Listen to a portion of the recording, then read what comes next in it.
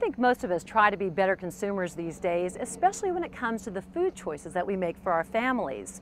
Unfortunately, though, many urban dwellers have little contact with agriculture of any kind, large or small. But here in Southern California, opportunity arises with a walk in the park. Call it a reversal of urban encroachment. Less than an hour south of downtown Los Angeles, the buildings and barracks of this former Marine Corps base are being uprooted, recycled, and quite literally mulched into a vast metropolitan park that includes a real-life farming operation. I know of no other major park in the United States that has a permanent agricultural operation as part and parcel of its commitment to public service. Larry Agron spearheads the cultivation of the Orange County Great Park, turning the open spaces of this former military base into fields of produce and citrus, including a new grove of 5,000 Valencia orange trees like these.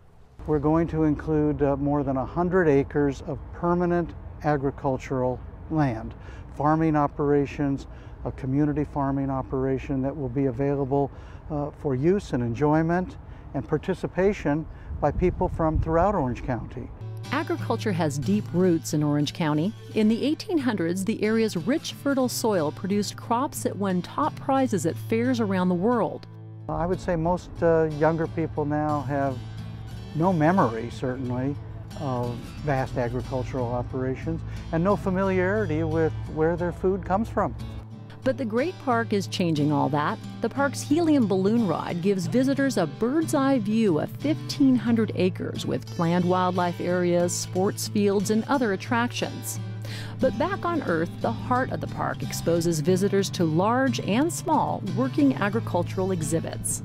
All have a tremendous hunger of how can I eat properly, how can I improve my nutrition, and what can I grow at my home.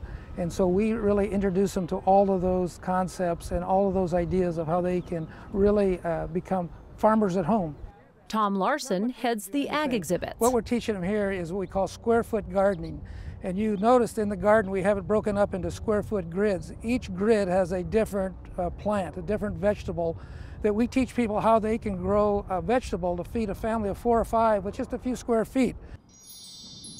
The themed garden boxes feature edible plants such as grapes and pit fruits that you can mix with ornamental landscape designs, a special garden of sensory delights for the visually impaired, a pizza garden packed with vegetarian toppings, and even some sweet stuff in the dessert garden.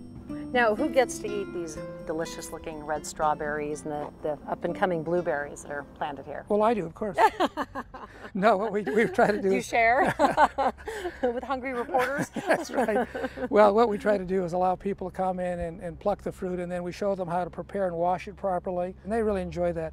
But these farm and garden exhibits do more than just educate folks. Some crops here make their way to feed the hungry at local food banks. Over 90,000 people go to bed hungry every night here in Orange County. And with our larger farming complex, 114 acres that we're starting off here next month, we are going to special grow specific crops for those food banks that can really feed those people in need in our county.